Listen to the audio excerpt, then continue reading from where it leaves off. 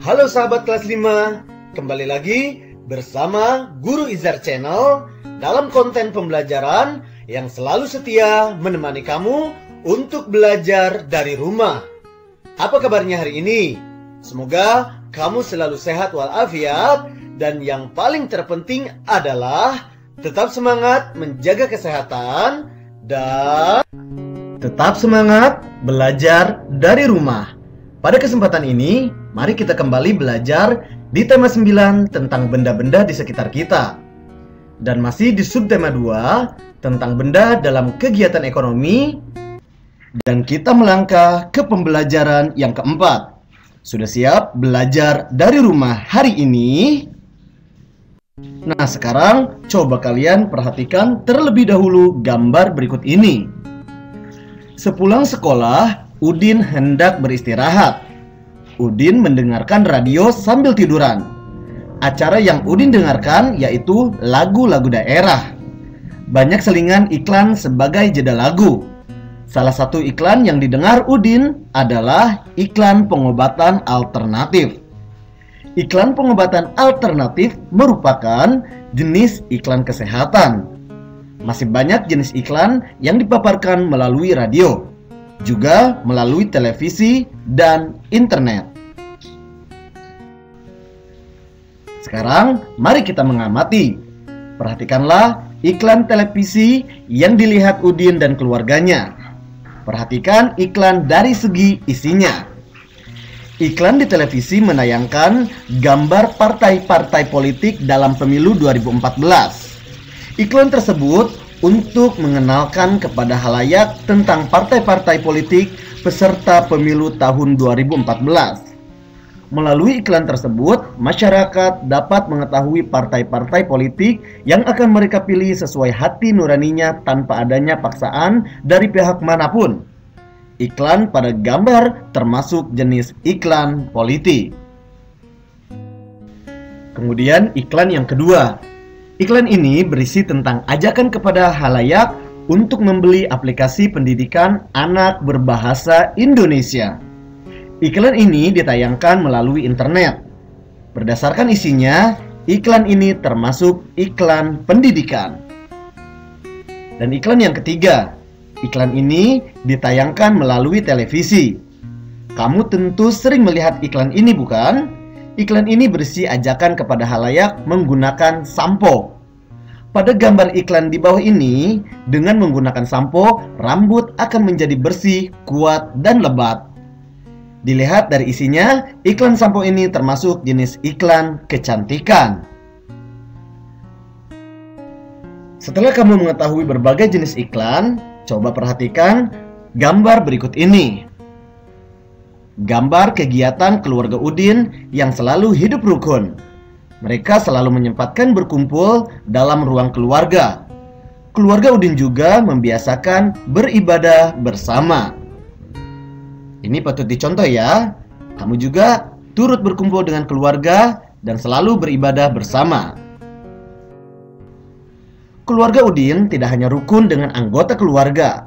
Keluarga Udin juga rukun dengan tetangganya.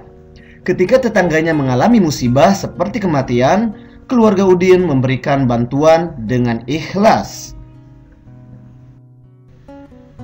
Dalam satu minggu, keluarga Udin melakukan olahraga bersama sebanyak 3 kali. Olahraga dilakukan pagi hari sebelum persiapan bekerja dan sekolah. Olahraga yang biasa dilakukan keluarga Udin adalah senam pagi. Sebelum pelaksanaan senam, Udin dan ayah bekerja sama mempersiapkan radio kaset dan kasetnya untuk mengiringi senam. Ibu menyiapkan air mineral untuk minum saat istirahat. Selesai senam, semua anggota keluarga Udin melakukan aktivitas masing-masing. Udin dan adiknya persiapan ke sekolah. Ayah bersiap ke kantor. Dan ibu bersiap membuka toko kelontongnya. Toko kelontong milik Ibu Udin dikelola keluarga sendiri. Inilah toko kelontong yang dikelola Ibu Udin. Tahukah kamu usaha yang dikelola sendiri dan kelompok? Untuk itu, mari kita sama-sama membaca teks berikut ini agar wawasan dan pengetahuan kamu pada BDR hari ini semakin bertambah. Usaha ekonomi yang dikelola sendiri dan kelompok. Berdasarkan pengelolaannya, usaha ekonomi dapat dibedakan menjadi dua. Pertama, usaha ekonomi yang dikelola sendiri. Kedua adalah usaha ekonomi yang dikelola kelompok. Berikut contoh usaha-usaha ekonomi yang dikelola sendiri dan kelompok. Yang pertama, ada usaha ekonomi yang dikelola sendiri. Usaha ekonomi yang dikelola sendiri atau perseorangan biasanya modalnya terbatas. Contoh usaha ekonomi yang dikelola sendiri atau perorangan sebagai berikut. Ada usaha pertanian. Seorang petani kebanyakan mengelola usaha pertanian secara perseorangan dengan modal terbatas. Meskipun demikian, ada juga usaha pertanian yang dikelola secara besar-besaran. Namun hanya beberapa orang saja yang bisa melakukannya. Kemudian ada industri kecil. Industri kecil biasanya berupa industri rumah tangga. Industri kecil biasanya dikelola secara perseorangan. Contoh industri kecil seperti usaha kerajinan, yaitu mebel meja, kursi, dan lemari. Industri keramik, kerajinan anyaman, dan tembikar.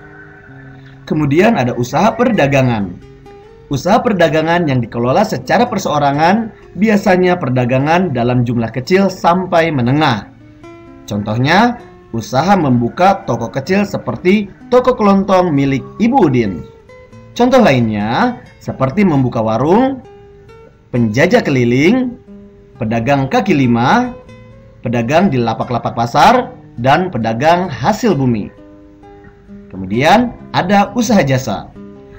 Banyak usaha jasa yang dikelola secara perorangan. Contoh usaha jasa yang dikelola perorangan antara lain usaha salon, bengkel, fotokopi, tukang cukur, dan tukang pijit. Yang kedua, ada usaha ekonomi yang dikelola secara kelompok. Usaha ekonomi yang dikelola secara berkelompok adalah usaha yang dijalankan secara bersama-sama, baik dalam hal modal, pengelolaan, maupun dalam hal bagi hasil. Contoh usaha ekonomi yang dikelola secara bersama-sama antara lain firma, CV, PT, BUMN, perusahaan daerah, dan koperasi. Dan yang ketiga ada koperasi. Koperasi adalah usaha bersama dalam bidang ekonomi. Kerjasama dalam koperasi berdasarkan prinsip saling membutuhkan dan kesamaan kebutuhan anggotanya. Di Indonesia ada 5 bentuk koperasi, yaitu koperasi konsumsi, koperasi simpan pinjam, koperasi produksi, koperasi jasa, dan koperasi serba usaha. Setelah kamu membaca teks tadi, sekarang buatlah tabel pada buku tulismu seperti berikut ini. Tuliskan jenis usaha perseorangan dan jenis usaha secara berkelompok. Hasilnya, kamu foto kemudian unggah ke link yang sudah disiapkan. Selamat belajar dari rumah dan tetap semangat menjaga kesehatan.